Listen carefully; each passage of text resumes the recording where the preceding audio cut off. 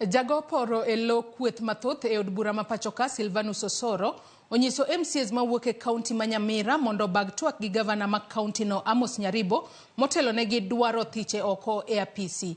Kochiwo twak mare ne jofwambo e chuny boma ma Kisii tok bago romo gi MCAs go, Osoro olero ni twak makamano biro kelo winjruok kendo neno ni jotelo go otayo chenro mag dongruoge ne jopiny moloyo ywaruoka. Kata kamano MCAs go podi onyonore ni gidhi nyime gi dwaro mar neno ni othich oko gavana Nyaribo magitudo gitiyo achadha gi apisi mare gi yako omenda mar jopiny. I believe that they have substantial grounds to impeach the governor under Article 181 of the Constitution of Kenya.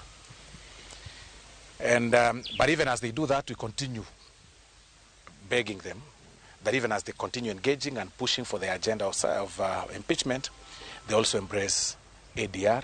Service delivery has been very poor,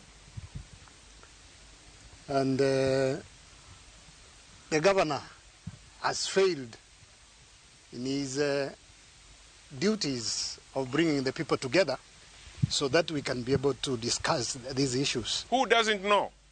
It's only in Nyamira a governor can be paid 5 million a month in a pay slip. Who doesn't know? It's only in Nyamira an ECD teacher gets a pay, gross pay 25 million. Where?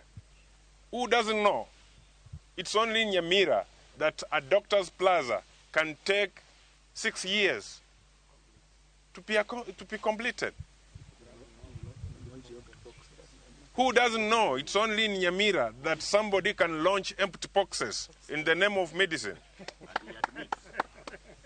And somebody shamelessly admits in the Senate that it was more of an oxygen than drugs. What a shame.